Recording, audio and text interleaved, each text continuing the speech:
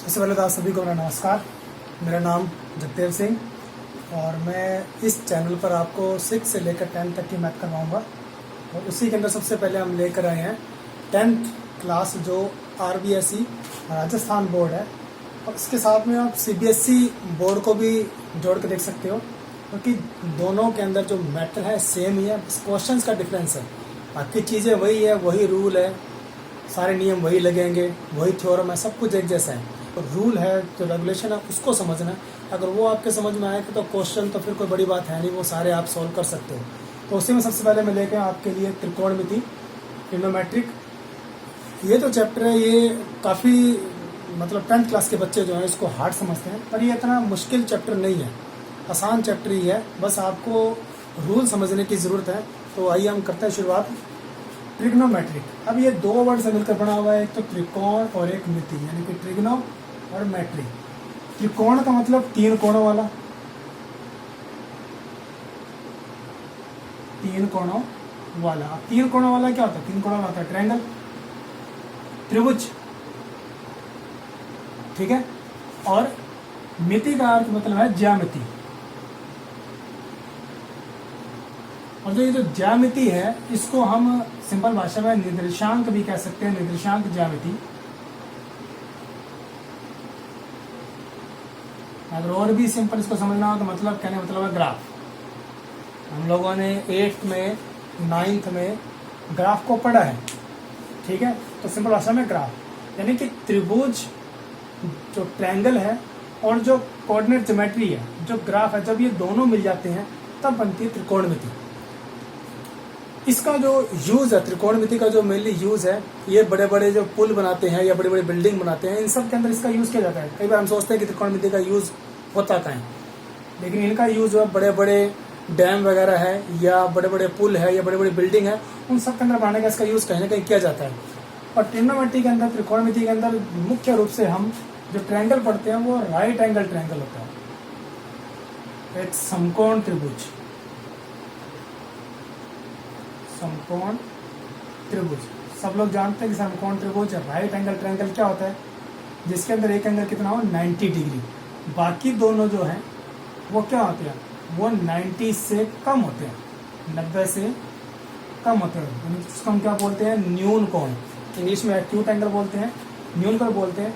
समकोण त्रिभुज के अंदर ही त्रिकोणमिति का यूज किया जाता है। इसके अंदर ही हम त्रिकोणमिति के जो 6 प्रकार हैं, मतलब त्रिकोणमिति को मेनली जो है 6 त्रिकोणमितीय फंक्शन के अंदर, त्रिकोणमितीय फलन के अंदर बांटा गया है, हम उनको पढ़ेंगे और उनका यूज ही त्रिकोणमिति में किया जाता है। अब हम देखेंगे कि कौन से त्रिकोणमितीय 6 फलन है जो इसके अंदर प्रयोग में लिए जाते हैं। उससे पहले एक चीज और कि समकोण त्रिभुज के अंदर आप लोगों ने 7वीं क्लास से एक चीज पढ़ी होगी,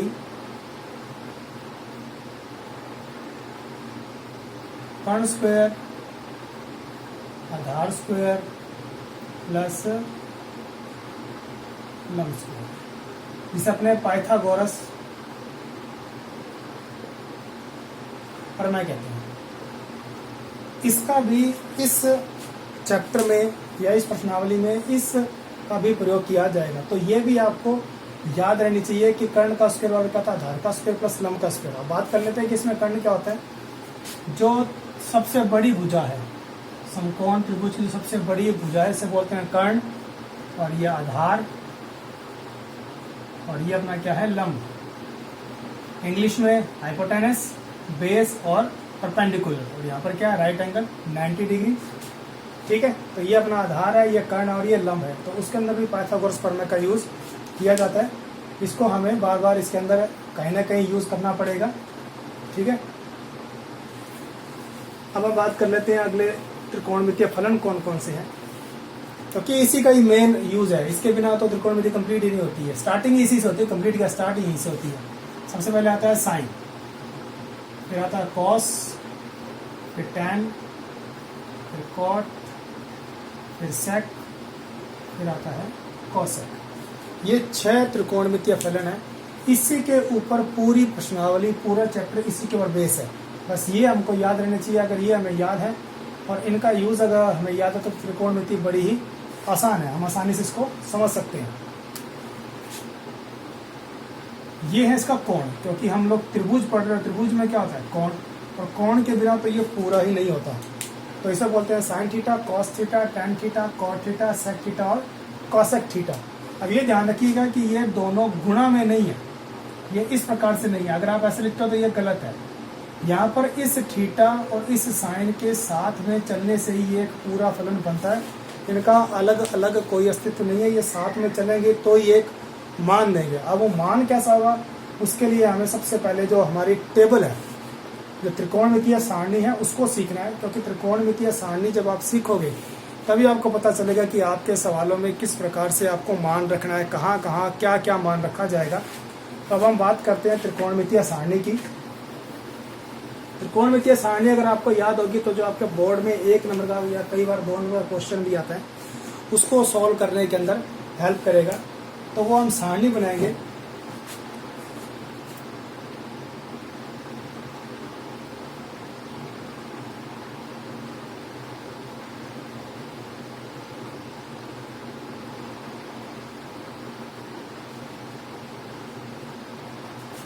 ये हमारे 6 फलन हैं और इन 6 फलनों के लिए 5 कोण, जो 5 कोण हैं उन 5 कोणों के मान जो है वो हमें देखने हैं।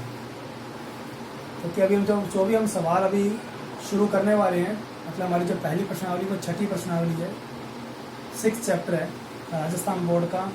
NCERT में 8th चैप्टर है और 8th चैप्टर की 7.2 जो इक्वेशन है, 7.2 जो एक्सरसाइज है, उसके अंदर इसका यूज़ किया जाएगा।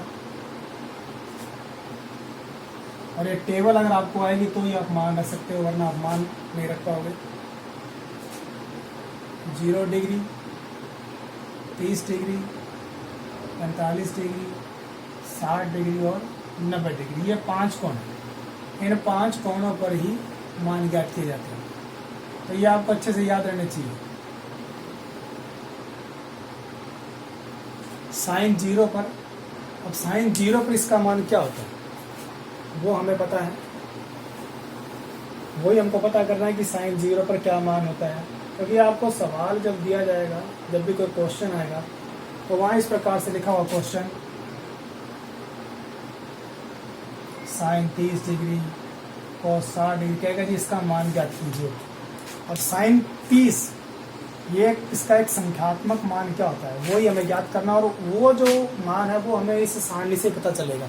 ये 5 कोण जो है, ये 5 कोणों पर इन त्रिकोणमितीय 6 फलनों के जो मान है वो आपको याद रहने चाहिए।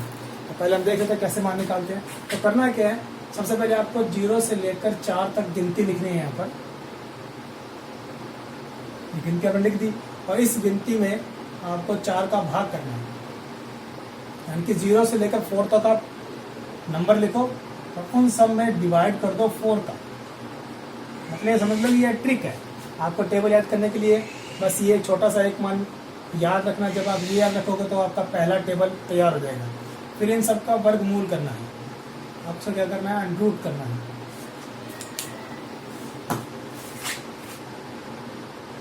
हमने इनका वर्गमूल किया।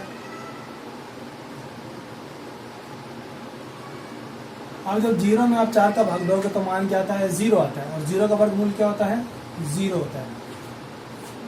1 में 4 का भाग आप कर नहीं सकते, डिवाइड कर नहीं सकते, तो फिर 1 का रूट 1 होता है, 1 का वर्गमूल 1 और 4 का 2 होता है।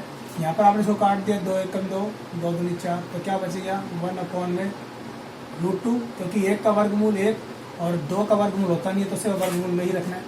यहाँ पर 3 का वर्गमूल √3 ही रहेगा और 4 का 2 हो जाएगा, और ये 4 से 4 कट गया, 1 आएगा और 1 का वर्गमूल 1 होता है।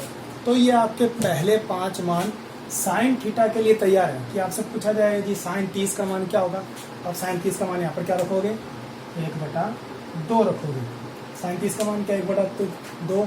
अगर आपसे पूछा जाए साइन 45 का मान क्या होगा, तो साइन 45 का मान कितना है, 1/√2। साइन 60 का मान क्या है, √3/1। और साइन 90 का मान क्या है, 1।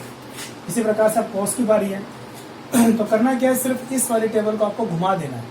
ये आपका मिड पॉइंट है, ये बिल्कुल सेंटर में है, ठीक है। तो ये 1 यहाँ आ जाएगा, ये वाला मान यहाँ लिखा जाएगा, ये वाला तो यहीं आएगा और ये वाला मान इधर लिख दो और 0 को यहाँ लिख दो। तो ये आपका कॉस के जो जितने भी मान है वो सारे तैयार हैं। अब tan थीटा का मान ज्ञात करने के लिए आपको भाग करना है। यही 0 में भाग करना है 1 का, तो 0 में आपने भाग किया 1 का तो 0 आएगा। जब 1/2 में आपने भाग किया √3/2 का, तो बटे की संख्या से बटे की संख्या कट जाएगी, बचेगा क्या, ऊपर बचेगा 1, नीचे बचेगा √3। यहाँ पे दोनों जैसे हैं, बटे में ये मान चलो ये बटे की रेखा ही है, तो ये दोनों कट गए तो क्या आएगा 1। यहाँ पर वो ये बटे में 2, यहाँ बटे में 2, 2 से 2 कट गया, ऊपर बच गया √3, बटे में बच गया 1, और बटे में 1 लिखने की जरूरत नहीं है। और यहाँ बात आती है अब इसकी कि अब 1 में भाग करोगे 0 का तो क्या आएगा, 0 से कभी कोई संख्या भाग हो ही नहीं सकती, तो इसे हम बोलते हैं अनिर्धारित, या इस तरीके से अनंत लिख दिया जाता है। इसको बोलते हैं अनिर्धारित रूप। अब कोड का मान निकालना तो क्या करना है, वापस इसको घुमा दो, ये वाला मान यहाँ लिख दो, ये वाला यहाँ आ जाएगा, ये वाला मान ये इधर और ये वाला सेक निकालना है। तो सेक के मान को निकालने के लिए आपको जो कोस है, क्योंकि सेक और जो कोस है ये दोनों दूसरे के उल्टे होते हैं, ठीक है, व्युत्क्रमानुपाती होते हैं, ये व्युत्क्रम होता है। ये जो सेक थीटा ये कोस का व्युत्क्रम होता है। ये व्युत्क्रम मतलब कि बटे की संख्या को ऊपर लिखो और ऊपर की संख्या को बटे में लिख दो, तो ये 1 ये बन जाएगा, ये बन जाएगा √2, ये बन जाएगा 2 और 0। अब 0 के बटे में तो हमेशा 1 होता है, इसको घुमाओगे तो क्या बन जाएगा 1/0, तो ये भी क्या है अनंत। अब जब कोसा का मान निकालना तो फिर वही इसको घुमा दो, तो अनंत यहाँ 2, यहाँ पर यहाँ √2, यहाँ 2/√3 और ये 1। तो ये है हमारी त्रिकोणमितीय फलनों की सारणी। किसके लिए, कोणों के मान ज्ञात करने के लिए। आप जैसे ये क्वेश्चन में लिखा हुआ है cos 60, हम बोलेंगे जी cos 60 का मान क्या होगा, तो cos हमारा यहाँ लिखा हुआ है, 60 इधर लिखा हुआ है, 60 के बराबर यहाँ देखोगे तो कितना हो गई है 1/2, तो यहाँ पे क्या लिखा जाएगा 1/2। अब इसको आप ध्यान से देखिए, अब मान याद करना बहुत आसान है। कई कहते हैं कि मान याद नहीं होते, बहुत आसान है। आप अगर एक टेबल याद करोगे तो दूसरा मान अपने आप याद हो जाएगा कि भाई sin 30 1/2 और cos 60 भी कितना है 1/2। ये दोनों एक दूसरे के मानों में एक दूसरे के उल्टे होते हैं, मतलब जो sin 30 का मान होता है वो cos 60 का होता है। अब 60 कैसे, 30 और 60 कितना हो गया 90, कोणों को जोड़िए आप 90, तो इसका मतलब कि अगर मैं sin 60 लिखूंगा तो यहाँ पर cos 30 होगा। इसका मतलब जो sin 60 का मान है वो किसका होगा, cos 30 का। तो इस तरीके से भी आप उसको देखकर मान लिख सकते हैं, ठीक है। तो ये हमारी सारणी है और ये सारणी आपको याद करनी बहुत ज़रूरी है, क्योंकि बोर्ड के क्लास के अंदर जब आपका एग्ज़ाम होता है बोर्ड का, उसमें 1 नंबर का या 2 नंबर का क्वेश्चन यहाँ से ज़रूर होता है, और बोर्ड में 1-1 नंबर बहुत इंपॉर्टेंट होता है। तो ये टेबल आपके समझ में आ गई होगी, अगर नहीं समझ में तो आप इसको दोबारा रिपीट कीजिए और उसको दोबारा देखिए और इसको याद कीजिए। जितने मान याद होंगे उतना बढ़िया है, क्योंकि नहीं तो फिर आपको एग्ज़ाम में बार बार क्या है वही कि पहले आप टेबल बनाओगे, फिर बार बार आपको पीछे पलट के टेबल देखनी पड़ेगी, टाइम वेस्ट करोगे। इससे अच्छा है कि आपको टेबल याद हो जाए। तो ये टेबल आपको याद हो जानी चाहिए। तो अब इसी टेबल के ऊपर जो हमारा पहली प्रश्नावली जो है हम उसकी शुरुआत करेंगे। तो पहली प्रश्नावली में सवाल बहुत है, अब मैं वो सारे सवाल तो आपको एक साथ करवा नहीं सकता, तो मैं कुछ एक जो सवाल हैं इंपॉर्टेंट सवाल हैं या जो ज़्यादा बड़े सवाल हैं सिर्फ वही लेके आऊँ आपके लिए। बाकी अगर आपको कोई क्वेश्चन समझ में नहीं आता या आप किसी का सलूशन जानना चाहते हो कि इसका हल क्या होगा, तो आप कमेंट सेक्शन में अपना क्वेश्चन लिख दीजिएगा और वहाँ पर मैं आपको सलूशन प्रोवाइड करवा दूँगा। तो पहला जो हमारा क्वेश्चन है, हमारी प्रश्नावली छठी प्रश्नावली है।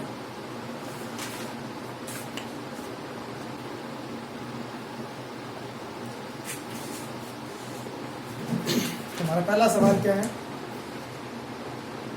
2 sin 45 cos 45। अभी आपको मैं बताया था कि यहाँ पर ये जो मैं लिखा है ये sin थीटा, तो ये sin गुना थीटा नहीं होता, ये गलत है। तो आप ऐसा मत कीजिएगा, ये दोनों साथ में ही। अब आपको इन दोनों को हल करना है, और याद रखिएगा कि त्रिकोणमितीय फलनों के बीच में अगर कोई चिन्ह नहीं है तो वो हमेशा ही गुणा में माने जाते हैं। यानी कि अगर इसको सिंपल अगर हम लिखें तो ये इस प्रकार से है 2 × sin 45 × cos 40। ठीक है, इसका मतलब ये है, हाँ हमें लिखना नहीं है पेपर में, और समझने के लिए मैंने लिख दिया, क्योंकि शुरुआत में बच्चों को समझ में नहीं आता कि भाई यहाँ पर कौन सा चिन्ह लगा हुआ है। ठीक है, तो इसका मतलब क्या है, यहाँ कौन सा है, गुणा का निशान है, मल्टीप्लाई करना है। अब हमें क्या करना है, अब हमें मान रखना है। तो अभी मैंने आपको टेबल सिखाई है, आप टेबल में से देखकर मान यहाँ रखोगे। तो हम रखते हैं मान 2 इंटू, अब साइन 40 का मान कितना होता है, 1/√2 गुणा cos 40 का भी 1/√2। तो ये जो मान है हम टेबल से रखेंगे। अब टेबल हमें याद होगी तो ही मान रखेंगे, अगर टेबल याद नहीं है तो बोर्ड के एग्जाम में इतना आसान क्वेश्चन भी हमसे नहीं होगा, और अगर वो नहीं होगा तो हमारा 1 नंबर गया। और यहाँ पर तो एक एक नंबर ज़रूरी है, क्योंकि बूंद बूंद से घड़ा भरता है, एकदम से घड़ा नहीं भरता। तो घड़ा भरने के लिए आपको हर एक बूंद की ज़रूरत है। तो अब हमें गुणा करना है, इसके बटे में क्या है 1, गुणा करेंगे, ऊपर की संख्या ऊपर गुणा होती है, तो 2 इंटू 1 इंटू 1 अपॉन में नीचे क्या होगा 1 इंटू √2 इंटू √2। अब ऊपर गुणा होने पर 2 आएगा, नीचे गुणा पर वर्गमूल की संख्या दोनों एक जैसी हैं, जब दोनों एक जैसी हो तो उसका वर्गमूल हट जाता है। ठीक है, अब 2 से 2 कट गया, तो उत्तर कितना आ गया 1। तो ये हमारा पहला क्वेश्चन था, ये 6.1 का पहला क्वेश्चन है राजस्थान बोर्ड का। तो पहला क्वेश्चन कितना आसान है, और अगर मान लो बोर्ड के पेपर में यही क्वेश्चन आ जाए और अगर आपको टेबल ही याद नहीं होगी तो ये क्वेश्चन कैसे होगा, ये क्वेश्चन सॉल्व ही नहीं होगा। तो इसको करने के लिए आपको टेबल को करना बहुत ज़रूरी है। और मैंने अभी कहा आपको कि बूंद बूंद से घड़ा पड़ता है, एकदम से नहीं पड़ता, तो आपको हर क्वेश्चन आना ज़रूरी है। तो ये हमारा पहला क्वेश्चन था, इसको आप नोट करते रहिएगा साथ साथ अपनी कॉपी में, ताकि आपका होमवर्क भी पूरा हो जाए। और जो क्वेश्चन मैंने छोड़ दिए हैं वो आपको करने हैं, और अगर आपको समझ में नहीं आता है तो आप कमेंट सेक्शन के अंदर अपना क्वेश्चन लिख दीजिएगा, उसका आंसर आपको मिल जाएगा। सेकंड क्वेश्चन है हमारा cos 45 cos 60 minus sin 45 sin 60। ठीक है, ये सारे कौन है, तो डिग्री हम कई बार लगाते हैं और कई बार नहीं भी लगाते हैं, भूल जाते हैं। अब आप इसको सोल्व करेंगे। अभी मैंने बताया था कि जब त्रिकोणमितीय फलनों के बीच में कोई निशान ना हो तो वहाँ पर गुणा का, मतलब यहाँ गुणा का निशान और यहाँ पर भी गुणा का, तो हमें बार बार लगाना नहीं है, वो सिर्फ आपको एक बार सिखाने के लिए बताया गया। अब cos 40 का मान कितना होता है, ये होता है 1/√2 गुणा cos 60 का मान कितना होता है, cos 60 मान देखो sin 30 का मान 1/2 होता है, तो जो sin 30 का होता है वो cos 60 का होता है, ये 1/2 माइनस sin 45 का 1/√2, और sin 60 का मान कितना होता है √3/में। तो हम इसको हल करेंगे, 1/में 2√2। अब 2 एक परिमेय संख्या और एक अपरिमेय संख्या है, तो इन दोनों का गुणा सीधा ऐसे लिखा जाता है। ये नहीं कि आप 2 को √2 के अंदर गुणा करके लिख दोगे √4, तो वो गलत हो जाएगा। माइनस √3/में 2√2। परिमेय संख्या और अपरिमेय संख्या गुणा नहीं करती है। अपरिमेय का अपरिमेय से गुणा हो जाता है, पर परिमेय से नहीं हो सकता, उसको सीधा से लिखा जाता है। तो आप क्या लोगे, एलसीएम लोगे, इन दोनों का लघुत्तम लोगे, तो लघुत्तम क्या आएगा 2√2, जो बटे होते तो दोनों में सेम है। तो बड़ा आसान है कि अगर किसी सवाल में सारे बटे की संख्या एक जैसी हो तो वही लघुत्तम होता है। अब इस लघुत्तम से इस लघुत्तम को भाग करेंगे तो दोनों सेम ही है, तो ये भाग करने पर भागफल कितना देगा 1, और 1 जो है ऊपर गुणा होगा इस 1 से, तो कितना आएगा 1, और ऊपर जब गुणा हुआ यहाँ से इसको भाग किया तो 1 आया, और 1 जब गुणा होगा तो कितना आएगा √3।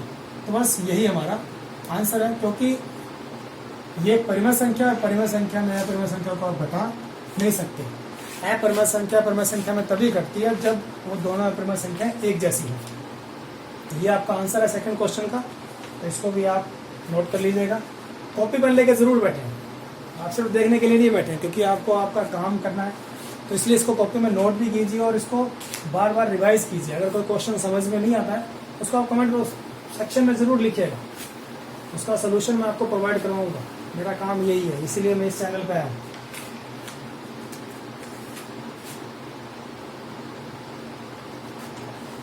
अगला क्वेश्चन अपना sin² 30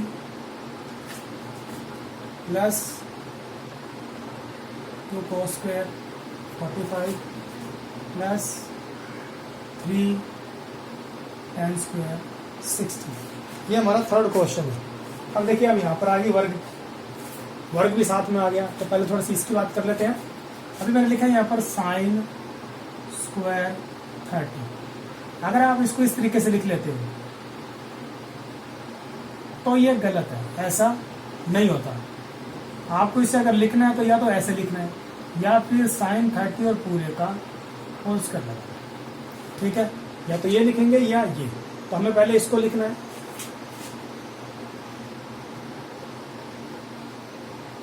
साइन 30 और ये होल स्क्वायर प्लस, अभी जो 2 है वो इसके गुणा में है तो ये बाहर ही रहेगा। और ये क्या बन जाएगा, cos 40 है का स्क्वायर प्लस 3 ब्रैकेट में tan 60 का स्क्वायर। क्योंकि हमें cos स्क्वायर 60 या साइन स्क्वायर 30 का मान टेबल में नहीं है, हमारे लिए सीधा एक सिंपल त्रिकोणमितीय साइन और 30 इसका मान हमें टेबल में पता है, इसका नहीं पता होता। और असल में है कि ये इसी का वर्ग ही है। तो क्या आएगा, साइन 30 का मान 1/2 और उसका वर्ग प्लस 2 इंटू इसका 1/√2 होता है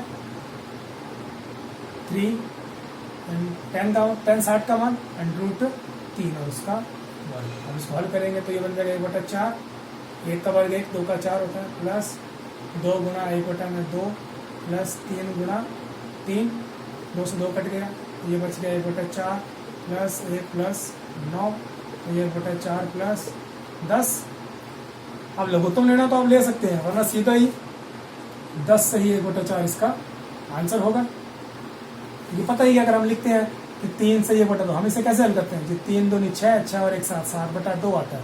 तो ये 3 प्लस 1/2 से ही है। लघुत्तम आया 2, ये मल्टीप्लाई होगा 6 प्लस 1 तो कितना आएगा 7/, तो उसका बाद सीधा भी हट जाता है। वैसे होता है सिंपली क्या है, ये बनेगा √ में 9। आपका थर्ड क्वेश्चन था कितना होता है, 3 होता है। ठीक है, तो ये थर्ड क्वेश्चन था कि √ की संख्या √3 का वर्ग, इसका मतलब क्या है √3। फोर्थ क्वेश्चन मैंने छोड़ दिया है और बता चुका हूं, अगर वर्ग मूल की संख्या खुद को करना है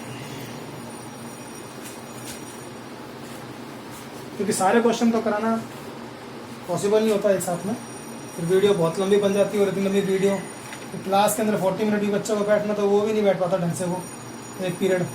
तो अभी ऑनलाइन तो कंटिन्यूस कैसे बैठोगे, क्लास में तो कम से कम बात करने के लिए कोई ना कोई मिल जाता है। तो सर का ध्यान ब्लैक बोर्ड की तरफ है और हमारा ध्यान बातों की तरफ है। बहुत से बच्चे अच्छे करते हैं तो उनका टाइम पास अच्छा हो जाता है, पर यहाँ थोड़ा सा दिक्कत हो जाती है। क्या पता कि पास मम्मी पापा बैठे हो साथ में देखने के लिए, ये देखे से बच्चा क्या पढ़ रहा है और सर क्या पढ़ा रहे हैं। इसलिए आप पूरा ध्यान से पढ़िएगा। ज़्यादा लंबी वीडियो मैं नहीं जाने दूंगा, वीडियो छोटी ही बनाएंगे, आधे घंटे की, तो आधे घंटा काफ़ी होता है। पर यह है कि इस आधे घंटे की वीडियो को भी आपको कम से कम 2 या 3 बार देखना है ताकि अच्छे से आपको क्वेश्चन समझ में आ सके। हमारा मेन टारगेट यहाँ क्वेश्चन को अच्छे से करना है ताकि बोर्ड में अच्छे से अच्छे नंबर लिए जा सकें। और बोर्ड में मैथ में नंबर लेना कोई बड़ी बात नहीं है, बहुत आसान है। हिस्ट्री में मुश्किल है, इतिहास में मुश्किल है, मैं तो यही मानता हूँ। अब हम मान रखेंगे यहाँ पर तो 5 बताया था मैंने कि इसको कैसे लिखते हैं, इसे लिखते हैं cos 60 का होल स्क्वायर। अब हम बार बार इसको नहीं लिखेंगे, ये सिर्फ समझाने के लिए मैंने लिखा था।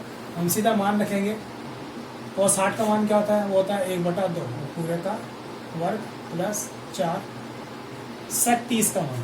अब sec 30 का मान क्या होता है, अब याद नहीं है, क्या करें। अब याद नहीं है तो sec जो है, मैंने बोला था कि sec जो है वो cos का उल्टा होता है, यानी कि जो cos 30 का मान होगा वही sec 30 का मान होगा, लेकिन व्युत्क्रम में। अब cos 30 का मान होता है √3/2, तो sec का कितना होगा 2/√3, तो ये sec का मान है। बस याद करने के तरीके हैं और कुछ नहीं, रट्टा मारने से कुछ नहीं होगा। tan 45 का मान होता है 1, sin 30 का मान 1/2 वर्ग, cos 30 का मान √3/2। ठीक है, बताया था मैंने यहाँ पर। अब इसको हल करेंगे तो 5 × 1/4 प्लस 4 × 4/3 -1।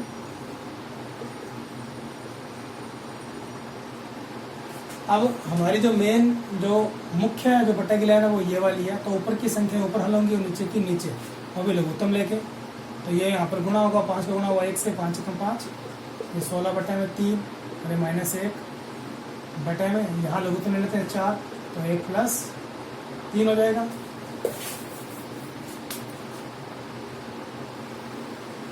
ऊपर क्या बनेगा, ऊपर लघुत्तम आएगा, 4 का और 3 का लघुत्तम, दोनों अलग अलग संख्या है तो सीधा इनका गुणा कर लीजिए। अगर नीचे अलग अलग संख्या है सारी की सारी तो उनको अलग कर लो, क्योंकि 3 में सिर्फ 3 का भाग जाता है, 4 में सिर्फ 4 का जाता है। इसके बटे में कुछ है नहीं तो बटे में हम 1 लगाते हैं, तो लघुत्तम कितना आएगा 12। 4 से भाग के 12 को 4 3 है 12, और 3 ऊपर गुणा 5 से तो 15। यहाँ 3 से भाग के 12 को तो 3 चौका 12, 4 आए और 4 ऊपर गुणा होगा 16 से 16 चौका 64।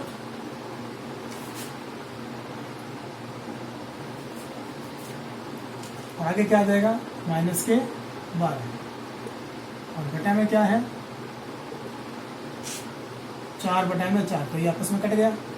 ऊपर कितना बचेगा, ये 15 में से 12 गया 3, 64 3 60 67 बटे में 12। ये है हमारा आंसर। अब ये नहीं कि इसमें इसको जोड़ो फिर घटाओ, तो अब पता है कि ये छोटी संख्या आराम से माइनस हो सकती है, तो इसको माइनस कीजिए फटाफट और आंसर निकालिए। मतलब तरीका ढूंढिए किस तरीके से अपने सवाल को जल्दी से जल्दी किया जा सके। करना ये भी है कि इन दोनों को जोड़ेंगे फिर इसको घटाएंगे, थोड़ा सा टाइम ज़्यादा लगेगा। टाइम अब कहने को तो सिर्फ 2 या 3 सेकंड का फर्क हो सकता है, लेकिन 2-3 सेकंड भी हमारे एग्जाम के लिए बहुत इंपॉर्टेंट है। अगर हर क्वेश्चन में हमने 3 से 4 सेकंड या 5 सेकंड बचाए हैं तो उससे करते करते 15 से लेकर 20 मिनट का डिफरेंस पड़ जाता है, और 15-20 मिनट फिर हमारे क्वेश्चन करने में हेल्प ही करेंगे। अगला जो क्वेश्चन हमारा 6 मैंने छोड़ दिया, मैं 7th करवा रहा हूँ। तो मैं 4 छोड़ चुका हूँ, 6 छोड़ चुका हूँ, बाकी मैंने आपको करवा दिए हैं।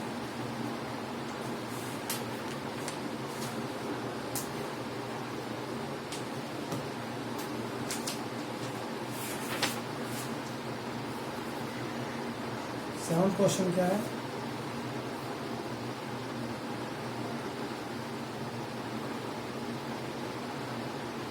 cos square 30 1/sin square 30 minus cos square 45। बस मान, अगर आपको टेबल याद है तो बस सीधे मान रखिए। अब cot 30 का मान, cot 30 का मान यानी कि जो tan 30 का मान है उसका उल्टा क्या होगा, cot 30 का मान। तो ये कितना हो जाएगा 1/, इसका होगा √3 और उसका स्क्वायर, क्योंकि tan 30 का मान कितना होता है, tan 30 का मान होता है 1/√3। तो ये cot में 60 का मान होगा, ठीक है, ये cot में 60 का, तो tan 60 का मान कितना होता है, tan 60 का मान होता है √3, तो ये cot 30 का होगा। sin 30 का मान, cos 45 का मान,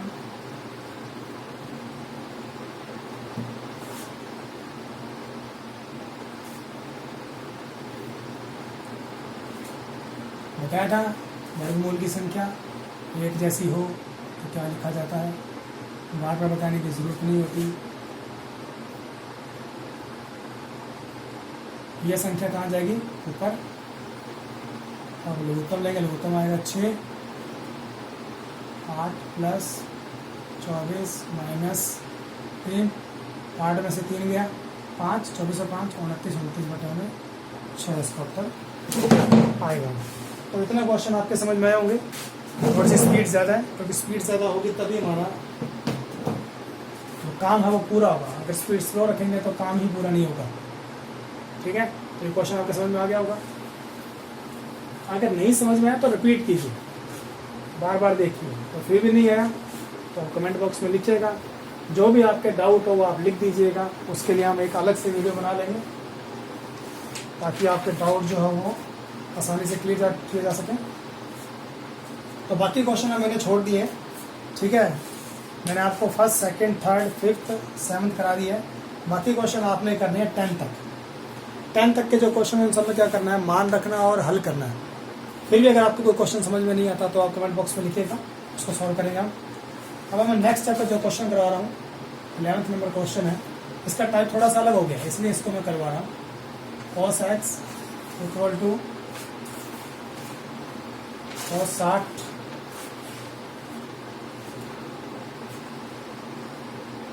cos 30 प्लस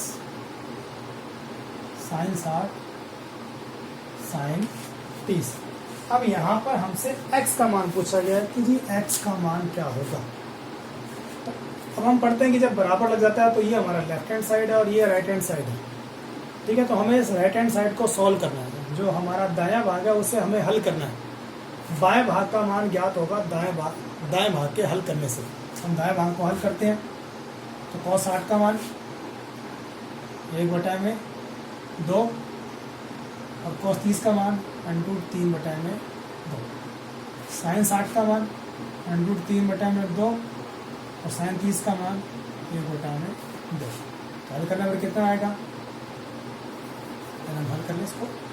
√3/4 प्लस √3/4 तो लिया 4 आया, ऊपर आएगा √3 प्लस √3, जोड़ेंगे तो 2√3/4, 2 1 2, 2 2 4, यह आ गया √3/2। मैंने पहले बोला था कि अपरिमेय संख्याएं अपरिमेय संख्या में ही जुड़ सकती है, और वो जुड़ेगी कब, जब दोनों कैसी हो, एक जैसी। तो यहाँ √3 एक बार है, √3 एक बार है, तो कितनी बार हो गए, 2 बार हो गए, इसलिए लिख लिया 2√3। जैसे कि आप x प्लस x को जोड़ते हो तो कितना हो जाता है 2x, क्योंकि इसके आगे क्या लिखा हुआ है 1। इसी प्रकार से यहाँ पर मैं संख्या को जोड़ा जाता है। जब मैं लिख दिया 4√3 प्लस 2√3, तो यहाँ पर ये 4 और 2 को जोड़ा जाएगा, कितना हो जाएगा, ये 6, साथ में √3, तो ये मान आ गया। अभी हमने क्या कर दिया, इसके राइट हैंड साइड को, दाएं भाग को सॉल्व किया, बायां भाग जो है वो इसके साथ साथ चलता जाएगा।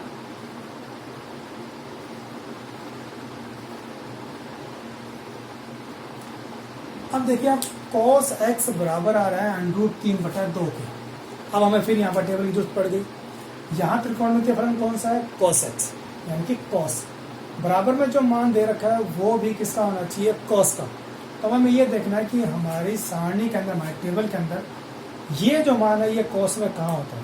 तो हम देखते हैं कि ये जो हमारी सारणी में ये cos 30 पे होता है, तो हम इसे क्या लिखेंगे आप, cos 30। देखो उल्टा, हमें cos दिया होता ना, तो हम लिखते थे √3/2। अगर ये लिखा है तो हम इसको ये लिख सकते हैं, और ये लिखा है तो इसको ये लिख सकते हैं, बात तो एक ही है। अब देखिए यहाँ पर भी cos, यहाँ पर भी cos, तो फिर x का मान कितना हो गया, 30 डिग्री, क्योंकि ये दोनों तो सेम ही है ना, ये वाले ये तो दोनों सेम ही है। x का मान कितना आ जाएगा, 30 डिग्री। अब ये कैसे हुआ, ये आपको जब आप 11th क्लास में नॉन मेडिकल लोगे तब पता चलेगा कि वहाँ पर एक cos इनवर्स नाम का फलन भी होता है। तो असल में क्या बन जाता है, ये बन जाता है cos इनवर्स cos 30। तो cos इनवर्स जो होता है, तो ये जो मान होता है ये हो जाता है 1, इसलिए ये हट जाता है, बाकी रह जाता है सिर्फ कोण। तो कोण कितना रह गया, 30 डिग्री। तो आपको सिंपल याद रखना कि बस दोनों त्रिकोण के फलन एक जैसे हो गए हैं, तो यहाँ से दोनों cos को हटा दीजिए, तो x का मान कितना आ जाएगा, 30 डिग्री। तो ये सवाल थोड़ा सा हटके था, तो मैंने आपको करवा दिया है। इस टाइप के 3 क्वेश्चन हैं, तो बाकी के 2 जो है वो आपको करने हैं। अगर आपके समझ में नहीं आता है तो आप मेरे को कमेंट सेक्शन में लिख दीजिएगा, तो अगली जो वीडियो मैं बनाऊंगा उसमें इसको भी इंक्लूड करके क्वेश्चन को फिर हम आगे चलेंगे।